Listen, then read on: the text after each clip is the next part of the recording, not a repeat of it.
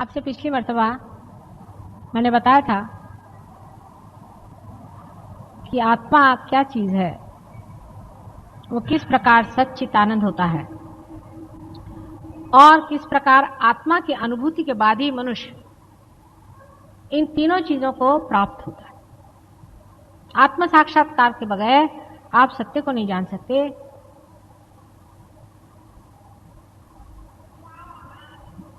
आप आनंद को नहीं पा सकते।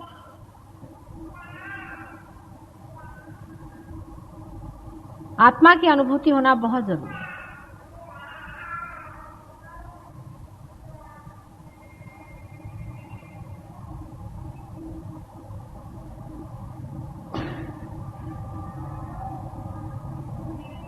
अब आप आत्मा से बातचीत कर सकते हैं, आत्मा से पूछ सकते हैं।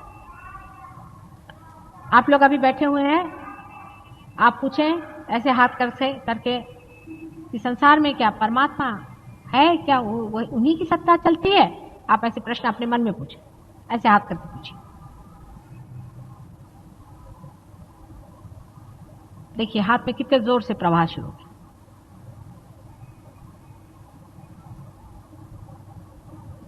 कोई सा भी सत्य आप जान नहीं सकते जब तक आपने अपनी आत्मा की अनुभूति नहीं ली, माने जब तक आपका उसे संबंध नहीं हुआ। आत्मा से संबंध होना सहयोग से बहुत आसानी से घटित होता है। किसी किसी को थोड़ी देर के लिए होता है, किसी के लिए हमेशा के लिए हो जाता है।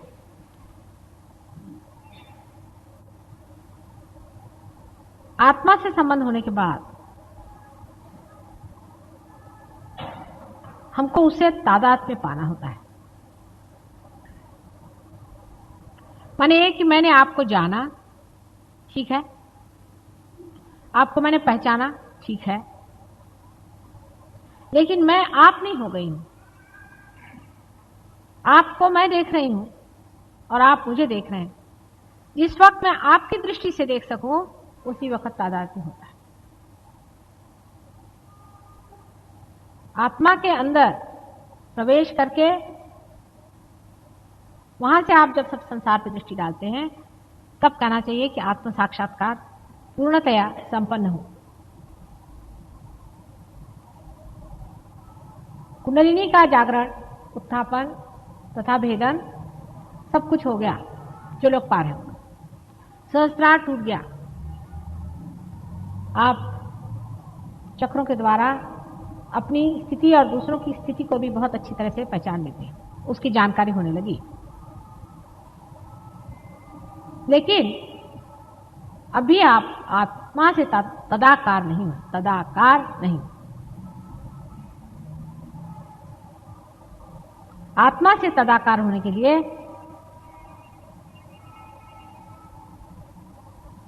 सबसे पहले मैं नहीं हूं ऐसा मानना चाहिए। वो ही वो है, तू ही तू है। पहले आत्मा को मानना चाहिए कि तू ही तू है, मैं नहीं। कबीरदास ने बहुत अच्छे से कहा है कि जब धुनकने वाला धुनकता है तो धुनकी की आवाज आती है तू ही तू ही। लेकिन जब बकरी के पेट में अतड़ियों के रूप में होती है तो तब कहती है मैं। फिर बकरी के अतड़ियों से निकल के उसकी अच्छी पिटाई होती, सफाई होती, तानी जाती, खींची जाती, सुखाई जाती, और जब उसे फिर धुनकनी पे लगाते हैं तो हर समय कहती तू ही तू ही तू ही तू ही तू ही तू ही। ऐसे ही हमारे मन का है।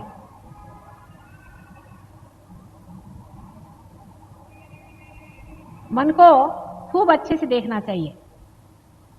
देखो तो भला ये मन ये कैसा है, कहां भटकाते रहता है हमको, कहां भटकाते रहा व्यर्थ की चीजों में। हमारा चित्त कहां जाता है?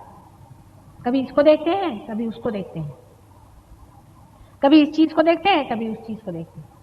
हर समय हमारा मन किसी न किसी भावना या वासना से भरा रहता था। अब उसमें प्रकाश हो गया, हम देखते हैं इसमें वासना है, भावना है, लेकिन तो भी हम इस गंदी चीज को अपने साथ लिए चले जा रहे हैं। इसको धुनकना है, मारना पीटना नहीं है, धुनकना है। तो उसकी ओर देखें, उसके प्रकाश को प्रज्वलित करें कि हे मन देखो, तुम तो परमेश्वर का मंदिर हो ना। परमेश्वर के मंदिर में ऐसी गंदी भावना क्यों आनी चाहिए? इसको तुम बाहर ही रखो, बहुत हो चुका।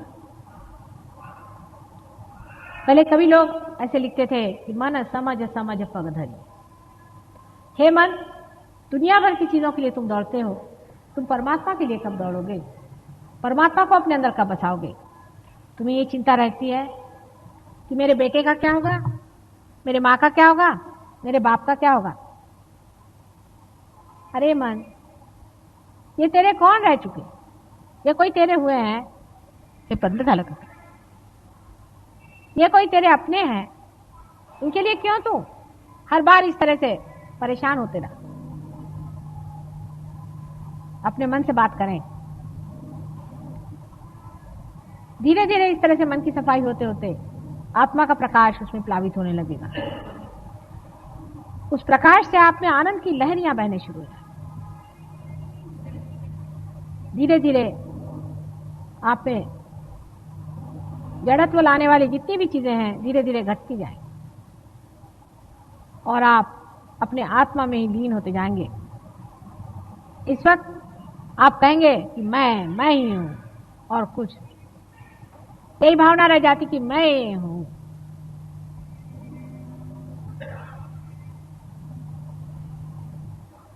आत्मा ही आप हो जाते हैं और आप कहते हैं कि मैं ही हूं।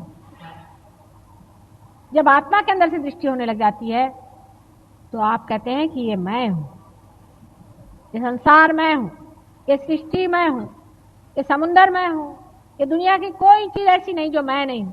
हर एक चीज में मैं ही बसा हुआ हूं। हर चीज में मेरा ही वास, मेरे से ही सारी सृष्टि स्पंदित है। मेरे बगैर सृष्टि का निर्माण ही नहीं। मैं ही मैं सब कुछ। यह अहंकार नहीं, यह वास्तविक, यह असलियत। इसे अस्मिता कहते हैं।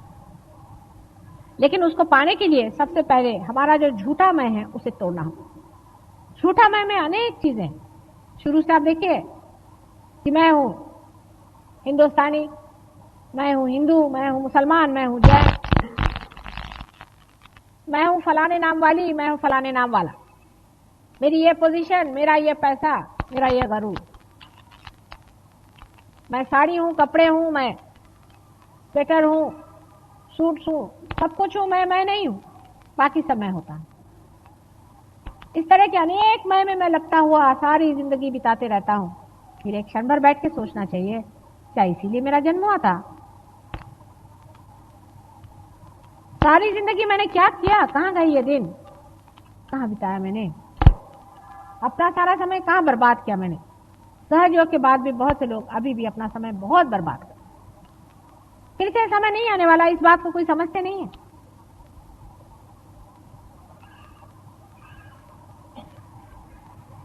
बहुत लोग बर्बाद करते हैं, गलत जगह चले जाते हैं, फिर आके कहते हैं मां मेरा सर पकड़ गया। क्यों ऐसा समय बर्बाद करना है? इसमें रखा ही क्या है? ऐसे तो हजारों लोग अपना समय बर्बाद करते हैं, लेकिन पार होने वाले लोगों को आत्मा में लीन होना चाहिए। सब हो गया, भंडार खोल दिए, दरवाजे खोल दिए, अंदर भी आ गए और अभी आप हाथ पे हाथ धरे बैठे। अब इसे क्या किया जाए? भाई हम आपके लिए खाना बना सकते हैं, आपके मुंह में डाल सकते हैं, अब आपका पचा तो नहीं सकते ना। ये तो आप ही को पचाना है, उसकी कोई मेहनत नहीं है खास। सब चीज के लिए टाइम होता है, इस चीज के लिए टाइम नहीं होता।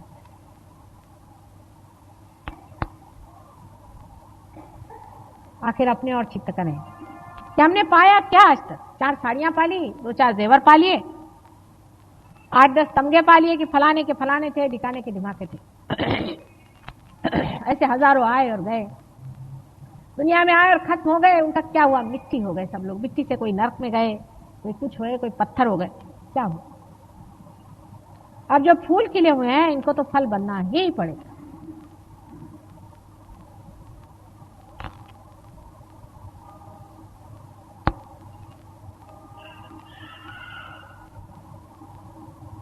परिपक्वता आनी पड़ेगी अपने विचारों में,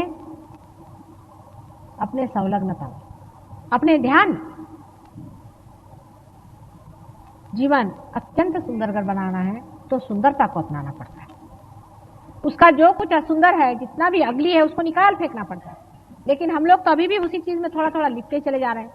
आज एक साहब आए थे तो मेरे साहब कहने मेरे सामने कहने लगे कि मैं सिगरेट पी लूं थोड़ी, माता जी हर्जा तो नहीं। मैंने कहा मुझे क्या हर्जा है, तुमको हर्जा है या नहीं? अरे मेरा क्या हर्जा है, मैं क्या करती हूँ, मैं तो चुपचाप बड़ी देख रही हूँ कि कौन कहाँ है, कैसे चल रहा है। मुझे हंसी आती लोगों को कि अमूल्य को छोड़ के, अनमोल को छोड़ करके ये क्या।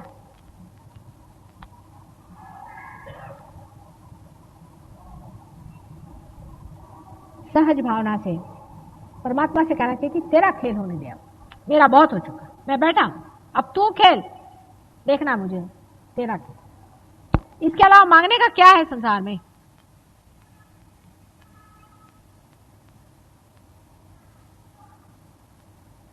नहीं तो व्यर्थ जंक जिसे कहते हैं वो हम हो जाते हैं। समझ लीजिए कल ये माइक बनाया गया है और इतना खराब हो जाए कि फिर चल ना सके, तो ये कहां जाएगा मालूम है ना आपको? इसका लोहा पीट पाट करके और फिर से मशीन में डाल दिया जाएगा, बाकी इसकी आत्मा तो खत्म होगी।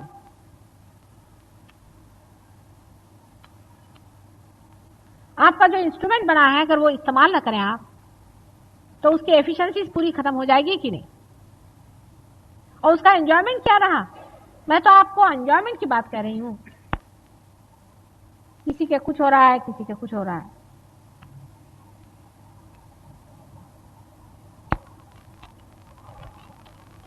ध्यान में कितनी प्रगति की, आप क्या बने, यही सहयोग में सवाल पूछा जाता है।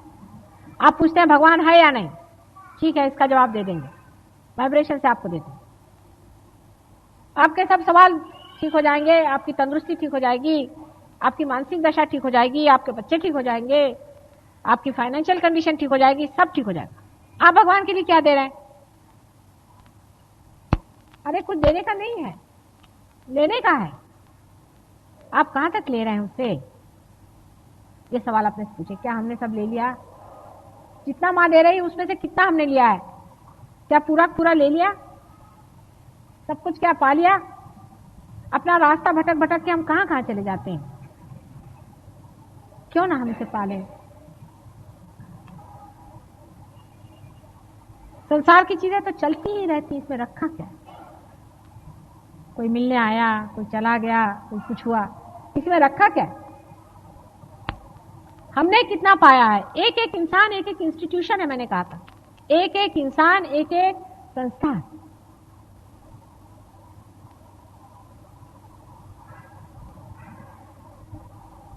हमारे यहाँ पाटिल आते हैं, आप जानते हैं, एक छोटे से गांव से आते हैं, तालवा नाम का गांव है, छोटी सी झोपड़ी में रहते। उनकी जमीन है थोड़ी बहुत। हर प्रोग्राम में आते हैं कालवा से। उनको भी खेती करनी है, उनके बच्चे हैं काफी, उनको पालना पोसना सब कुछ करना है। हर प्रोग्राम में आते हैं। अपने घर में उन्होंने लगा के रखा है कि सहयोग, माता जी निर्मला देवी का सहयोग। वहां से जितनी ट्रेन जाती है सब देखती। मैंने भी एक बार जाते देखा, मैंने कहा ये कहाँ, ये मैं यहाँ कहाँ आ गई, यहाँ कहाँ मैं विराजमान हूँ। लोगों से पूछा, मैंने कहा यहाँ किसने माता जी निर्मला देवी का सहयोग निकाला? पहले पाटिल का मकान। मैंने कहा हाँ। और धड़ाधड़ वाइब्रेशन वहां से आ। उनके पास आज हजारों भी रुपया होता तो भी उनकी इतनी इज्जत नहीं होती जितनी उनकी आज इज्जत है उस गांव में। मैं गई थी वहां, सब लोगों ने पैसा ऐसा इकट्ठा करके वहां सारा इंतजाम किया, सब बहुत बढ़िया प्रोग्राम किया। आज उनकी वक्त है, कहीं खड़े होते तो लोग जानते कि कोई खड़ा है कोई चीज। आखिर पाने का क्या है? चार जेवर पहनने से भी कौन बड़ी आपकी शोभा होने वाली है? लोग तो पीठ पीछे हंसते ही आपको करके, महामूर्ख है ये लोग। आपने मानवता में कितना पा लिया, आपने अपनी कितनी कीमत पा ली है, यही असली बात है। वहां से लोग जाते वक्त उनके घर को भी नमस्कार करते। मनुष्य की पहचान उसके बाहरी में कुछ नहीं होती है, अंदर ही होती है। आपको मैं शास्त्री जी का उदाहरण देती हूँ। शास्त्री जी बहुत थोड़े समय के लिए जीवित रहे और जब उनकी मृत्यु हुई तो उनके अर्थी को लेकर के हम सभी लोग गए थे, मैं भी थी उसी में। तो जो कलश थे, अर्थी तो कोई दिखाई नहीं देती थी, शास्त्री जी तो बिल्कुल ही नहीं दिखाई देते, सिर्फ थोड़ी सी अर्थियां थी उसमें, एशेस, वो एक कलश में रखी थी। उस कलश को देखने के लिए हर जहां से ट्रेन जा रही थी रास्ते भर लोग खड़े थे लालटेन लेकर। तो ट्रेन धीरे धीरे जाती थी, सब उस कलश के दर्शन के लिए बस नमस्कार करें, सब उसको नमस्कार करें। और जब वो अर्थियां समर्पित हो गई गंगा जी में, उसके बाद वो सब पहले में वो कलश गए कहां, पता नहीं कहां पड़े थे, वो खोजने से भी नहीं मिले, पता नहीं कहां पड़े गए। लोगों ने कहा जान दो, हटा, कहीं चले गए होंगे, किसी ने चुराए भी नहीं। तो एक बैलगाड़ी थी उसके नीचे में पड़े, वहां से उठा के लाए। मैंने कहा देखो इन कलशों को ही अभी तक नमस्कार करते आए, वहां से ट्रेन धीरे धीरे धीरे चलती आई, हजारों मील से लोग आकर के उस कलश के दर्शन करें, और उस कलश में से फिर दूसरे वो एशेस ही थे ना, वो जैसे विसर्जित हो गए तो वो उस कलश को किसी ने पूछा भी नहीं, किसी काम का भी नहीं, कोई अर्थ ही नहीं रहा उसमें, एकदम यूजलेस चीज, उसकी कोई कीमत ही नहीं रही। किसी ने उसको सजाया भी नहीं, संवारा भी नहीं, देखा भी नहीं, वहां नीचे में फेंक दी, बैलगाड़ी के नीचे में, वो कहीं दबदुबा जाते खत्म हो जाते। और जब उसको उठा के लाए, लोगों ने कहा इसे कहां रखे, बेकार की चीज इतनी बड़ी कहां उठा ले जा रहे, फेंक दो इसको गंगा जी, क्या रह गए। ऐसे ही आपके शरीर का, आपके व्यक्तित्व का है, मृत्यु से पहचान होती है मनुष्य की। उसे जानना चाहिए हर एक आदमी को मृत्यु आता ही है, इसी वजह से। उसकी परख कैसी होगी, उसके परख के लिए मृत्यु आती है। मृत्यु के वक्त है, किसी के लिए 2 आदमी रोते हैं, किसी के लिए 10 आदमी रोते हैं, किसी के लिए 25 आदमी रोते हैं। कोई कहता है मेरा पति मर गया, कोई कहता है मेरी माँ मर गई, कोई कहता है मेरा बाप।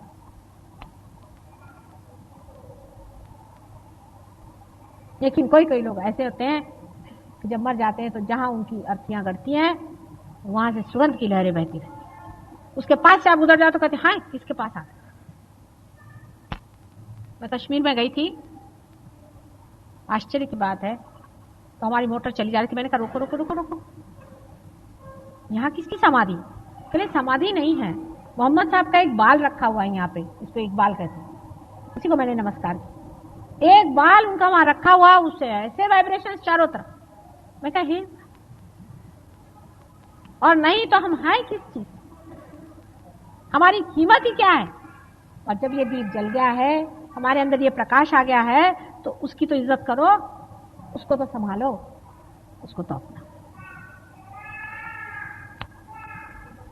ये सोचने समझने की बात यही है, बाकी सब व्यर्थ का सोच करते बैठे हो, बाकी में सोचने की कोई जरूरत नहीं। करने वाला सब परमेश्वर है, सब कुछ वो करता है।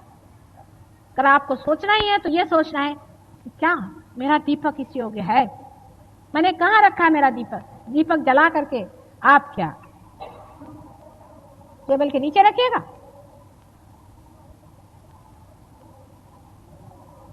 ये कौन सा तरीका?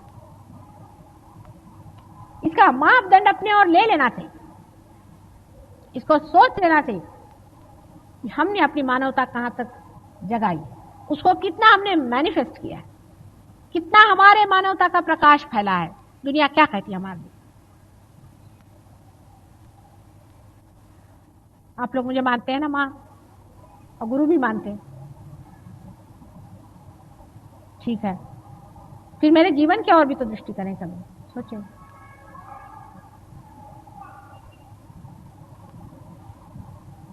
हजारों वर्षों की तपस्या के बाद हम मनुष्य हुए, हजारों वर्षों के बाद, और मनुष्यता के नाते आने पर फिर समझा कि मनुष्य क्या होता है। लेकिन तो भी मैं अभी नहीं समझ पाती हूं कि अमूल्य रत्न हीरा मिलने पर भी मनुष्य उसकी कीमत क्यों नहीं करता है। मुझे बहुत ही कठिनाई होती है, बिल्कुल कैजुअली आदमी रहता है इस मामले में, सोचता है अरे क्या चले जाएंगे, हो जाएगा, कर लेंगे।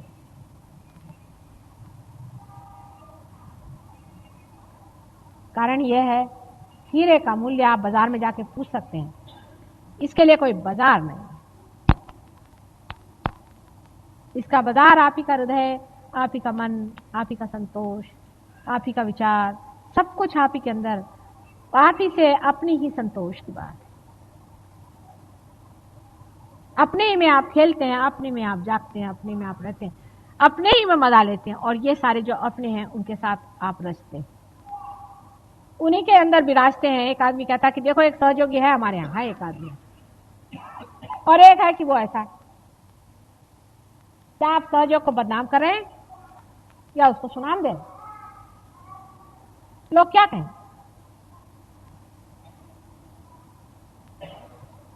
ध्यान में गहरा उतरना आना चाहिए। गहरा उतरने से नहीं होता, इसको फैलाना पड़ेगा। अगर आपने फैलाया नहीं तो परमात्मा आपसे पूछेंगे कि आपका दीप किस लिए जलाया था? कि आप अपने संसारिक भवसागर में घुस के फिर से बुझ जाओ, इसलिए आपका दीप जलाया था क्या माने? आप किस लिए मां के पास गए थे? जागृति क्यों करने के लिए गए थे? किस वजह से?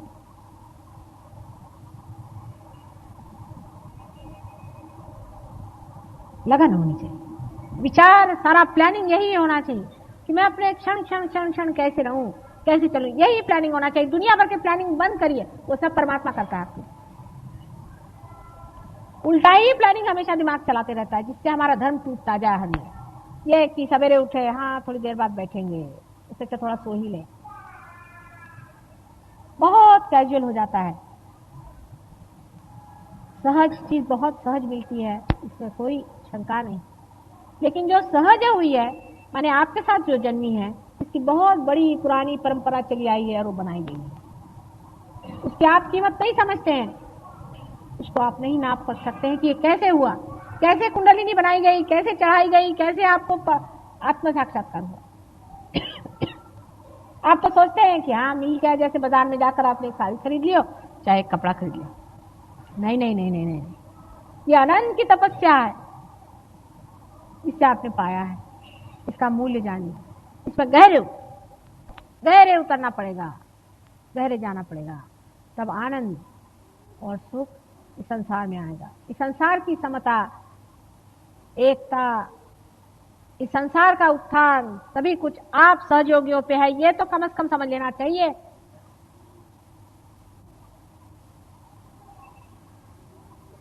इसकी जिम्मेदारी समझ करके आगे बढ़ा जाए।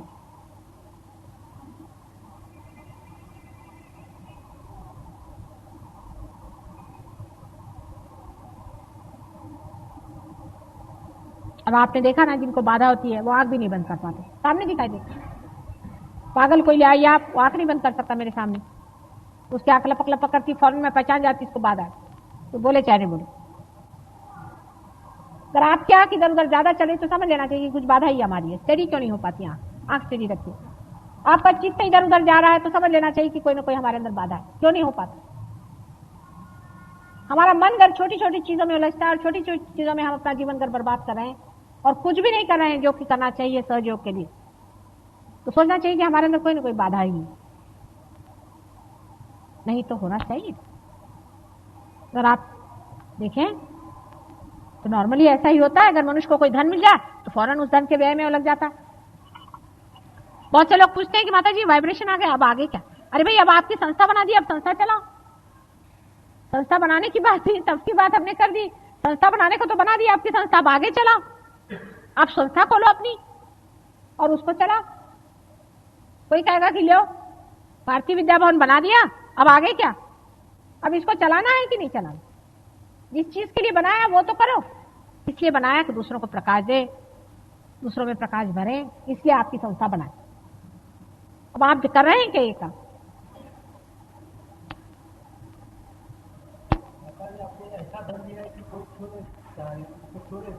हाँ, पर अब बांटो तो सही, बांट के देखो कितना बढ़ता है। ऐसा तो है धन दिया उन्होंने, इसमें कोई शक नहीं, पर बांटते फिरो, पागल के जैसे बांटो, देखो तो सही कितना बढ़ता है। जितना बांटोगे उतना ही बढ़ेगा। इसको बांटे बगैर मजा नहीं आने वाला।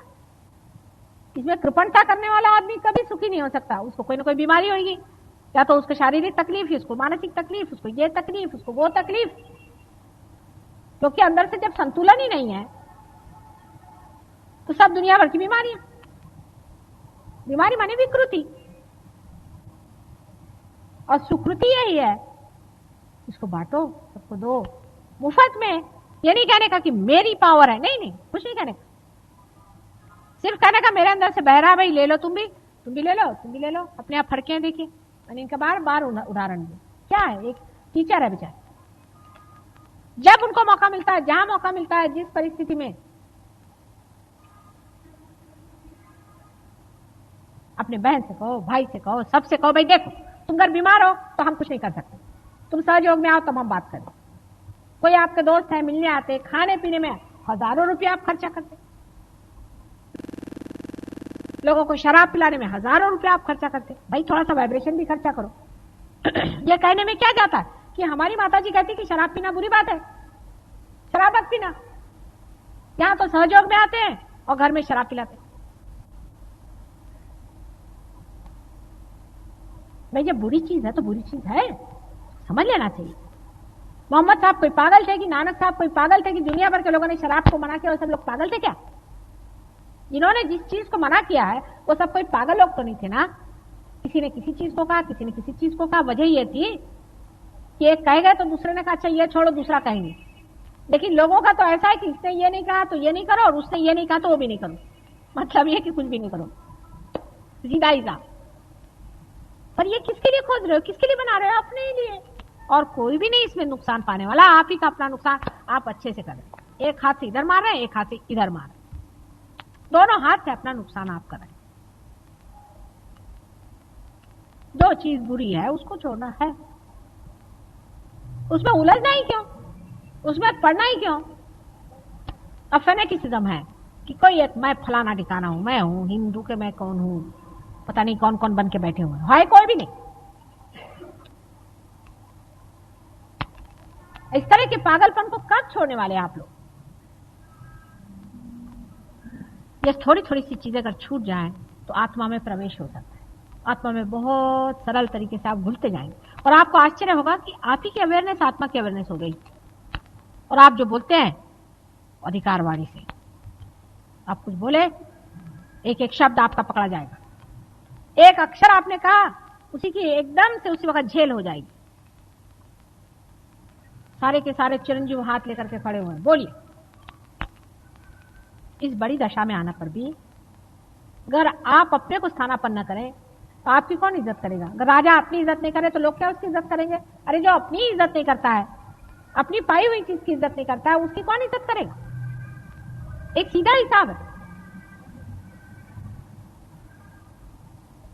ध्यान में जमना पड़ेगा। ध्यान में 4 बजे से मैंने कहा बैठिए, उठ के बैठना पड़ेगा, कोई ऐसी मुश्किल चीज है? 4 बजे उठना कौन सी मुश्किल चीज है? सवेरे उठिए, बैठिए ध्यान। दिन में एक न एक आदमी से सहयोग की बात करूं, कम से कम एक से। मतलब घर गृहस्थी की जो चक्की चूल्ही में औरतें उनका करें, बाकी औरतों को तो जो मिले उससे करो, क्या हर्ज है? आपने जिंदगी भर और बातें क्या करी सिवाय फालतू की बातों के? लोगों को देखिए, कहेंगे देखो इस दुकान में अच्छा मिलता। क्या आपको क्या सेल्समैन किसने बनाया? कभी किसी के लगा मैंने वो बड़ा अच्छा आदमी, बड़ा बुरा आदमी, कोई आप कोई लीडर है? आपने जो पाया इतना बहुमूल्य, उसको कितना बढ़ाया आपने? और बढ़ा के उसको जमाइए लोगों के अंदर में, उसको बिठाइए।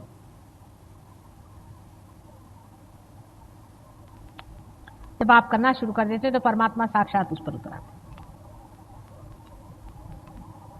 गंगा बहने लगती है आपके चरणों से। और ऐसे आदमी की जब मृत्यु होती है तब देखिए जिस मिट्टी में वो दफनाया जाता है उसकी एक एक मिट्टी फूल बन जाती है, इतना सुगंध सारे संसार के लिए बड़ी बड़ी चीज हो जाती है। वर्षों तक उस पे दीप जलते हैं, लोग याद करते हैं कि हो गए इन्होंने कौन से बड़े भारी तोफखाने लगाए थे। फकीरों जैसे रहे वो, चाहे जैसे भी रहे, फिर काहे को फिर भटकते? अब सब धर्म आप सब समझाना पड़ेगा। रियलाइजेशन से पहले मैं कोई धर्म की बात नहीं करती हूँ, रियलाइजेशन के बाद सारे ही धर्म अपने अंदर बिठाने पड़ेंगे। 10 कट्टरता भी बड़ी बुरी चीज है। मैंने यहां तक देखा लोग मोहम्मद साहब को बुरी भला कहते हैं, सहयोगी लोग कहते हैं। आश्चर्य होता है मुझे, आपको किसने दिया रियलाइजेशन? आपके पेट में कौन बैठा हुआ है? किसने वर्षों की तपस्या करके आपके पेट में प्रवेश किया हुआ है? किसने आपको जागृति दी? आज्ञा पे कौन बैठा हुआ है? आपने बनाई थी ये सब चीज। जिन्होंने तपस्विता से अपने को लोहे जैसे जीवन में से इस तरह से अपने को बनाया, एक स्वर्ण जैसे जो तप करके निकले, और जिन्होंने आपके लिए सारा ये कार्य किया, उनको आप मना करने वाले कौन होते हैं भाई? कौन होते? वो तो मेरे अंग प्रत्यंग होते, मेरे सर आंखों पर वो। मुझे बड़ा आश्चर्य होता है कि उनको क्रिटिसाइज करने में आप कौन होने वाले हैं? आप क्या है?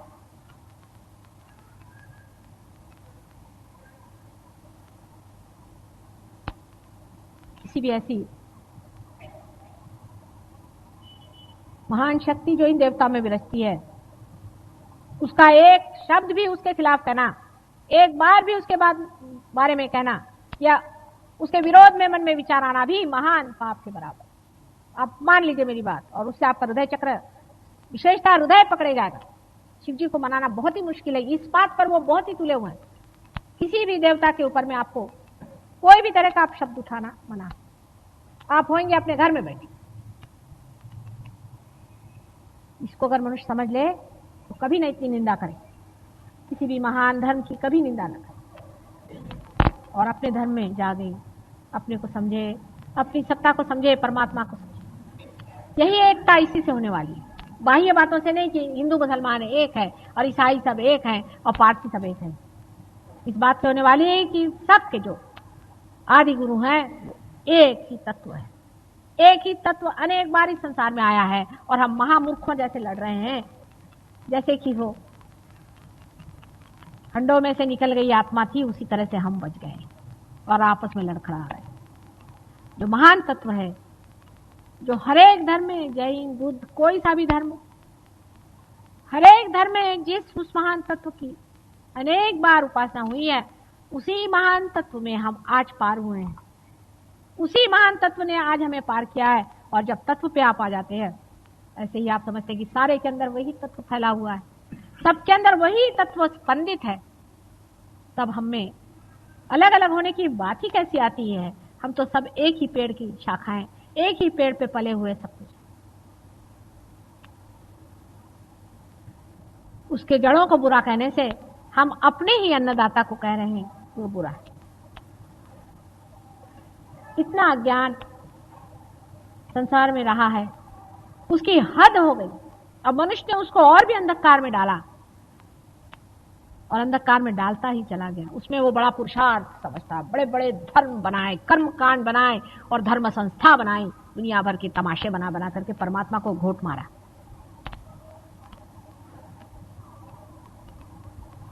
किसी भी महान धर्म के खिलाफ बोलते वक्त सोचना चाहिए कि तुम हो कौन, किस खेत की मूली हो, तुम क्या बोलते हो, ये सोच ले।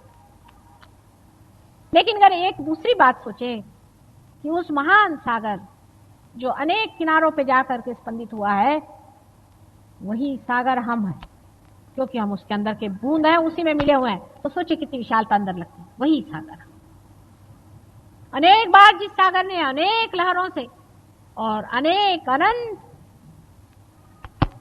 धर्म स्थापन किए, उसी सागर के हम एक अंश हैं। ये सोच लेने से देखिए कितनी विशालता हृदय में फैल जाती है, हृदय कितना महान हो जाता है, और सारा संसार कैसे अपना ही लगता है।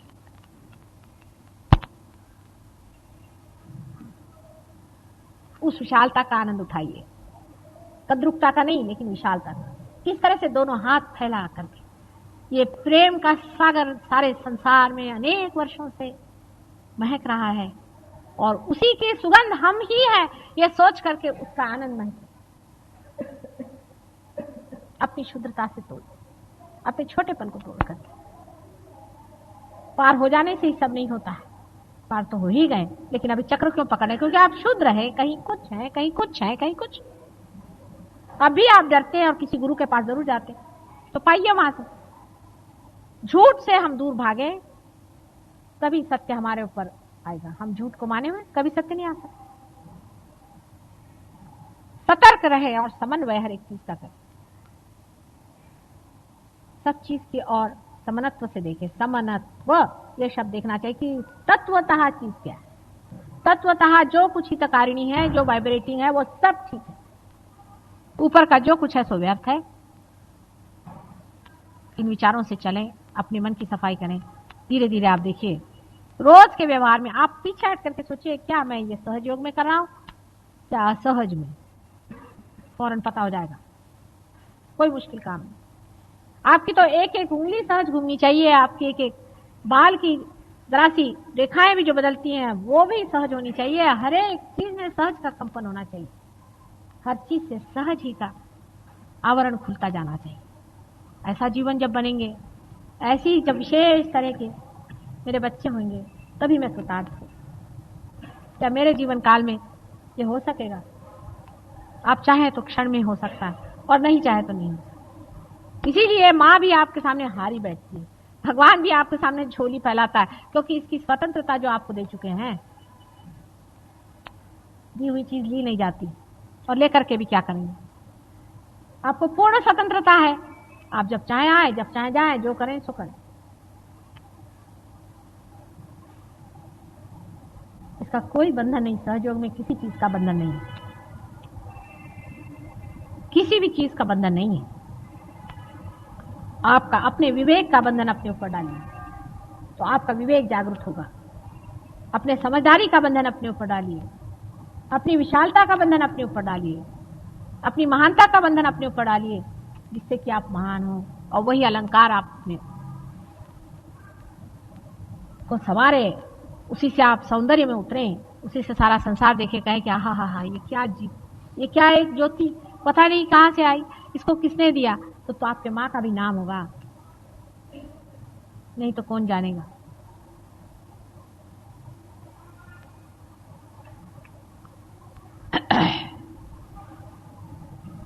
हमारे सहयोग में सबसे बड़ी बात जो है वो ये है, सारे धर्मों का अर्थ सहयोग से एक्सप्लेन होता है।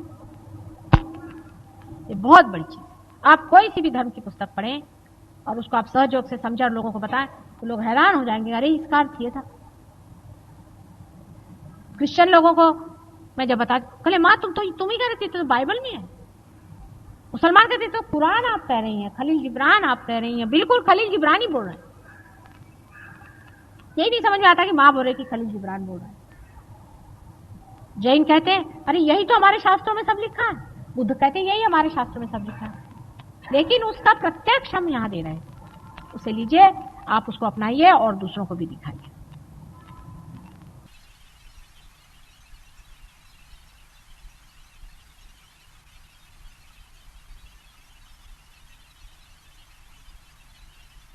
This is a recording of the advice given by Her Holiness Mataji Nirmala Devi on 10th January 1978 at Bharatiya Vidya Bhavan. कि वो संसार में क्यों आया है, वो ये सोचता भी नहीं है कि मैं ये संसार में किस लिए आया हूं, परमात्मा ने मुझे क्यों बनाया, आखिर मुझे क्या करना चाहिए, मेरे जीवन का अर्थ क्या है। खाना पीना, बच्चे पैदा करना और मर जाना, यही क्या मेरे जीवन का आखिरी लक्ष्य है। आपसे पिछली मर्तबा